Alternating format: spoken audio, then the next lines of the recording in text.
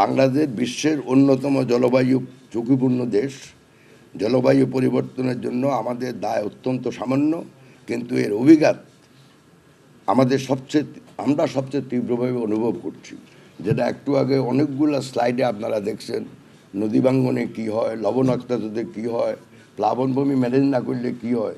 এগুলির জন্য জলবায়ু পরিবর্তনের জন্য আমাদের দায় খুব কম, কিন্তু পরিণতি আমাদেরকে বেশি ভোগ করতে হচ্ছে। যার ফলে ঘূর্ণিঝড়, জলোচ্ছ্বাস, বন্যা, নদী ভাঙ্গন, লবণাক্ততা বৃদ্ধি, তাপ প্রবাহ এবং জীববৈচিত্র্যের ক্ষয়, এসব এখন আর কোনো বিচ্ছিন্ন ঘটনা নয়। এগুলো আমাদের উন্নয়ন, অর্থনীতি এবং মানুষের জীবনযাত্রার উপর সরাসরি প্রভাব ফেলছে। এই বাস্তবতার পরিবেশ রক্ষা আমাদের কাছে কোনো বিলাসিতা নয়, এটা জাতীয় নিরাপত্তা, খাদ্য নিরাপত্তা এবং জনস্বাস্থ্য, অর্থনৈতিক স্থিতিশীলতা, অর্থনৈতিক প্রবৃদ্ধি এবং ভবিষ্যৎ প্রজন্মের জন্য নিরাপদ জীবনের পূর্বশর্ত। ভোগান্তি ভুলে চলে আসুন রিগালে। ওয়ারেন্টি সহ স্টাইলিশ কালেকশন নিয়ে রেডি রিগাল ফার্নিচার। এই উপলব্ধি থেকেই সরকার পরিবেশ, বন, জীববৈচিত্র্য এবং জলবায়ু সহনশীল উন্নয়নকে জাতীয় অগ্রাধিকারের পর্যায়ে নিয়ে এসেছে। এখন একটা কথা না বললেই নয়, এই আমাদের মাননীয় প্রধানমন্ত্রী কিন্তু বোধহয় বিদেশে থাকা দৈব ভাই, মানে পরিবেশের ব্যাপারে উনি আমাদের থেকেও বেশি সচেতন। গাছ লাগানো বলেন, ওই ধোয়া বলেন, ওই মানে কোনো কিছু বাদ নাই, উনি প্রতিনিয়ত এটা খোঁজখবর রাখতেছে। তো আমি মাননীয় প্রধানমন্ত্রীকে ধন্যবাদ জানাই যে আমরা যারা মন্ত্রী পরিষদে আসি, আমাদের লিডার যদি মাননীয় প্রধানমন্ত্রী যখন এত সচেতন, তাহলে আমাদেরকে এর থেকে বেশি সচেতন হতে হবে।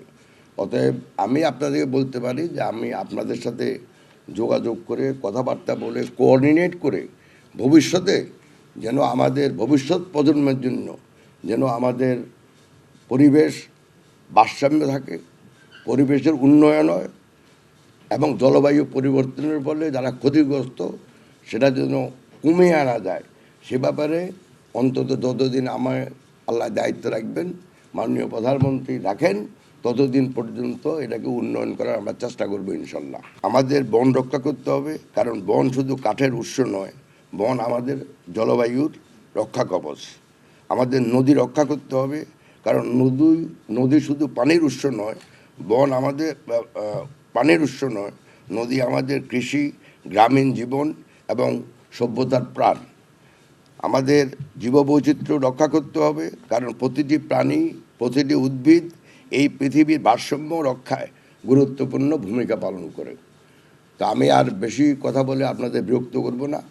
আমাকে দাওয়াত দেওয়ার জন্য আমি কৃতজ্ঞতা প্রকাশ করি, ধন্যবাদ জানাই এবং ভবিষ্যতে আপনাদের সাথে একসাথে কাজ করে আমাদের যে কমন এইম, উদ্দেশ্য, আমাদের বাংলাদেশের পরিবেশ উন্নয়ন করা, পরিবেশের মান উন্নয়ন করা, একই সাথে যারা জলবায়ুর পরিবর্তনের ফলে ক্ষতিগ্রস্ত হচ্ছে তাদের ভবিষ্যতে যেন ক্ষতিগ্রস্ত কম হয়, সেই কাজ একত্রে করার অঙ্গীকার করে আমি শেষ করলাম। আসসালামু আলাইকুম।